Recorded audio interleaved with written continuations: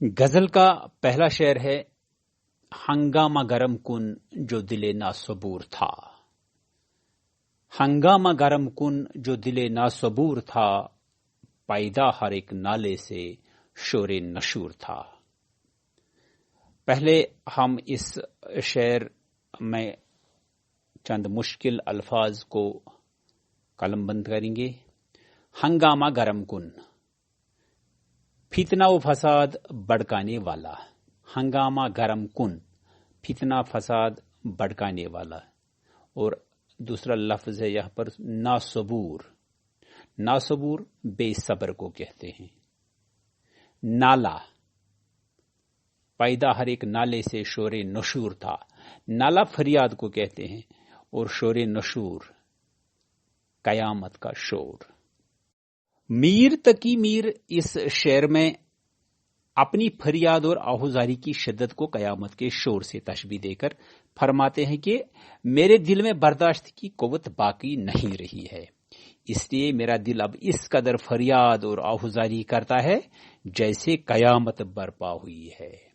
ہنگامہ گرم کن جو دل ناصبور تھا، پیدا ہر ایک نالے سے شور نشور تھا، کہ ایک ایک نالے سے قیامت جیسا شور پیدا ہو رہا تھا۔ شاعر کے صبر کا پیمانہ اب لبریز ہو چکا ہے، اسی لیے شاعر کہتا ہے کہ ہنگامہ گرم کن جو دل ناصبور تھا، میرے ناصبر دل، میرے بے صبر دل نے ایسا ہنگامہ بپا کیا ہے کہ میرے دل سے نکلنے والے ایک ایک نالے سے قیامت کا شور بپا ہو رہا ہے۔ تو دوسرا شعر ہے، پہنچا جو آپ کو تو میں پہنچا خدا تئیں۔ پہنچا جو آپ کو تو میں پہنچا خدا تئیں، معلوم اب ہوا کہ بہت میں بھی دور تھا۔ پیارے بچوں، حضرت علی کرم اللہ تعالی وجہ کا قول ہے کہ من عرف نفسہ فقد عرف ربہ، یعنی جس نے اپنے آپ کو پہچانا اس نے اپنے خدا کو پہچانا۔ بالکل یہی کچھ میر تقی میر بھی اس شعر میں فرماتے ہیں کہ پہلے میں خود سے نا آشنا تھا، اس لیے اپنے خدا سے بھی دور اور نا آشنا تھا۔ اب چونکہ میں خود سے آشنا ہوا ہوں، یعنی اب میں نے اپنے آپ کو پہچانا، اپنے وجود کو پہچانا، اس لیے خدا کے بہت قریب آ گیا ہوں۔ گویا خدا کے قریب آنے کے لیے خود سے آشنا ہونا ضروری ہے۔ پہنچا جو آپ کو تو میں پہنچا خدا تئیں، معلوم اب ہوا کہ بہت میں بھی دور تھا۔ شاعر کہتا ہے کہ جس نے اپنے آپ کو پہچانا اس نے اپنے خدا کو بھی پہچانا۔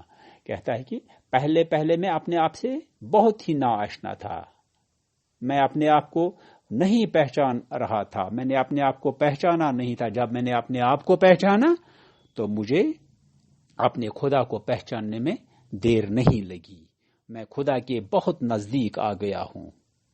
پہنچا جو آپ کو تو میں پہنچا خدا تئیں، معلوم اب ہوا کہ بہت میں بھی دور تھا۔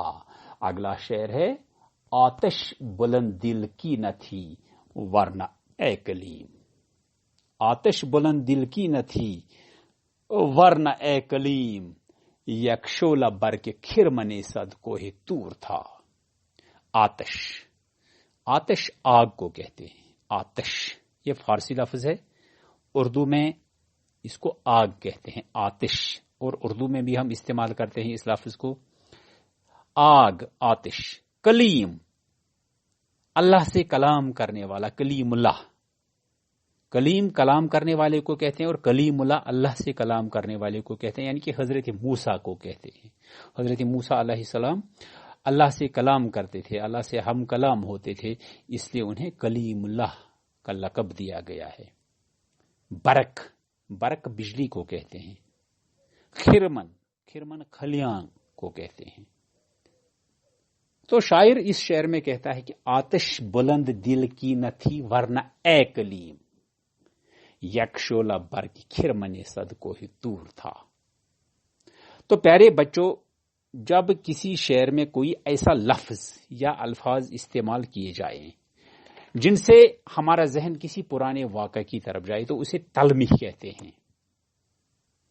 کوئی ایسا لفظ جب شعر میں آتا ہے جس سے ہمیں کوئی پرانا واقعہ یاد آئے کسی پرانی شخصیت کا ہمارے ذہن میں نقشہ آئے تو اس لفظ کو، اس سند کو صنعت تلمی کہتے ہیں. جیسے کہ غالب ایک جگہ فرماتے ہیں کہ ابن مریم ہوا کرے کوئی، میرے دکھ کی دوا کرے کوئی. جب ہم یہ شعر پڑھتے ہیں تو ہم دیکھتے ہیں کہ یہاں پر بھی تلمی کا استعمال کیا گیا ہے، ابن مریم کا تذکرہ کیا گیا ہے، تو ہمیں حضرت عیسیٰ کی یاد آتی ہے، حضرت عیسیٰ کے معجزوں کی یاد آتی ہے. تو یہاں پر ہم دیکھتے ہیں کہ میر نے بھی تلمی کا استعمال کیا ہے. آتش بلند دل کی نہ تھی ورنہ اے کلیم، یک شعلہ بر کے کھرمنے صد کوہ طور تھا. حضرت موسیٰ کا قصہ آپ نے سنا ہوگا. حضرت موسیٰ کو کلیم اللہ کے نام سے بھی جانا جاتا ہے. کلیم اللہ کا مطلب ہے اللہ سے کلام کرنے والا، یعنی حضرت موسیٰ کو یہ لقب اس لیے دیا گیا ہے کیونکہ وہ کوہ طور پر اللہ سے باتیں کرتا تھا. غزل کا مگر موسیٰ کو اللہ کی صرف آواز سنائی. ہنگامہ گرم کن، ایک روز حضرت موسیٰ کو اللہ کے دیدار کا ہنگامہ گرم کن، اس نے اللہ سے عاجزی تھا اپنا جلوہ پیدا ہر ایک. اللہ کی غیبی آواز آئی کہ اے موسیٰ آپ تاب نہیں لا پائیں گے. پہلے مگر جب حضرت موسیٰ اپنی ضد پر ڈٹے رہے تو اللہ نے انہیں حکم دیا کہ اے موسیٰ اس پہاڑی کی طرف دیکھ، میں وہاں پر ہنگامہ گرم اپنی ایک جھلک آپ کو دکھاؤں. فتنہ و فساد. تو پیارے بچوں، آپ نے قرآن شریف میں بھی پڑھا ہوگا کہ جب کوہ طور پر اللہ کے نور کی ایک معمولی جھلک پڑ گئی، دوسرا لفظ ریزا ریزا صبور، چور چور ہو گیا ناصبور، اور حضرت موسیٰ بے ہوش ہو کر گر پڑے. نالا، یہاں پر میر تقی میر اس شعر میں حضرت موسیٰ سے مخاطب ہو کر کہتے ہیں کہ نالا آتش بلند دل کی نہ تھی اور ورنہ اے کلیم یک شعلہ بر کا کھرمنے صد کوہ طور تھا. میر تقی میر اس شعر میں اپنی فریاد کلیم اللہ کی شدت دل میں جو عشق کی آگ لگی کر فرماتے ہیں کہ میرے دل میں برداشت تڑپ نہیں باقی نہیں رہی. آپ کے عشق میں اگر دم ہوتا دل اب تو اس قدر فریاد اور آہوزاری کرتا ہے. آپ نے ایک جلوے کو برداشت نہیں کیا. اگر آپ کے اندر محبوب کو دیکھنے کا شوق جنون کی حد تک ہوتا تو آپ کے عشق کی آگ کوہ طور کو ریزہ ریزہ ایک نالے سے گویا کہ حقیقی محبوب کا دیدار کرنے کے لیے انسان کو اپنے اندر عشق کی آگ کو شاعر صبر کا پائبانہ اب لبریز ہو. تبھی جا کے ایک سچا شاعر کہتا ہے کہ ہنگامہ گرم کے جلووں کی تاب میرے نا صبر دل میں میرے بے صبر. اور اگلا شعر ایسا ہنگامہ اس غزل کا ہے میرے دل سے نکلنے والے دراصل ایک نالے ہے قیامت کا شور بپا ہو رہا. میں نے آپ سے پہلے ہی کہا تو کہ کبھی کبھی ایسا بھی ہوتا ہے کہ غزل میں دو یا دو سے زیادہ شعر مل کر کوئی معنی، کوئی پیغام یا کوئی کہانی بیان کرے تو ایسے اشعار کو خدا کہتے ہیں. تو یہاں پر بھی میر تقی میر نے اس غزل میں ایک قطعہ پیش کیا ہے، اور قطعہ ہے پیارے بچوں کل حضرت علی کرم اللہ تعالی وجہ کا قول ہے کہ من عرف نفسہ شکستوں سے چور تھا ربہ، یعنی لگا جس نے اپنے آپ کو پہچانا بے خبر اس نے اپنے خدا کو پہچانا. کسی کا بالکل یہی کچھ میر تقی میر بھی اس قطعہ میں شاعر فرماتے ہیں کہ کل راہ چلتے چلتے خود میرا پاؤں اچانک ایک مرے ہوئے انسان کی کھوپڑی اس لیے اپنے خدا سے بھی اس میں زباں آ گئی. اب چونکہ میں خدا سے آشنا ہوا کہنے لگی، یعنی اب میں نے شاعر کہتا ہے کہ جو ہی میرا پاؤں اپنے وجود کو کھوپڑی پر پڑا اس لیے خدا کے اچانک اس میں زباں آ گئی اور گویا خدا کے قریب اے بے خبر اور خود سے آشنا ہونا ضروری ہے. چل پہنچا جو غرور کو چھوڑ اور ندامت پہنچا خدا تئی، کیونکہ معلوم کسی ہماری بہت شخص کا سر تھا اور آج وہ سارا غرور کہتا ہے کہ جس نے اپنے آپ کو پہچانا لوگ مجھے رو دے جا رہے خدا کو بھی پہچانا. ٹھوکریں مار رہے پہلے میں اپنے آپ سے بہت ہی ناآشنا اس نصیحت آموز قطعہ میں اپنے آپ کو ہمیں یہ نہیں سمجھانے کی کوشش کرتا. میں نے اپنے آپ کو پہچانا نہیں تھا. جب میں نے اپنے آپ کو پہچانا تو مجھے یہ زندگی اپنے خدا کو پہچاننے میں ہر انسان کو ایک نہ ایک دن مرنا کے بہت زندگی کھانی ہے. یہ دنیاوی شہرت کو عیش و عشرت پہنچا خدا اور بادشاہی معلوم یہی ہوا کہ بہت اور انسان کو یہاں سے اگلا خالی ہاتھ جانا ہے. آتش بلند اب آپ کی سمجھ میں یہ بات آئی ہوگی کہ کس طرح شاعر نے محض دو اشعار بلند دل کی بڑی حقیقت بیان کی ہے. ورنہ اے کلیم کیا کہتے ہیں یک شعلہ بر کے شاعر کسی غزل میں دو یا تین اشعار میں کوئی آتش بہت بڑا قصہ، کوئی بہت بڑی نصیحت، فارسی لفظ بہت بڑی کہانی پیش کرے اس کو آگ کہتے ہیں، آتش کہتے ہیں. اور اردو میں بھی ہم میں ایک بار پھر دہراؤں گا، کل پاؤں آگ کا سر کلی آ گیا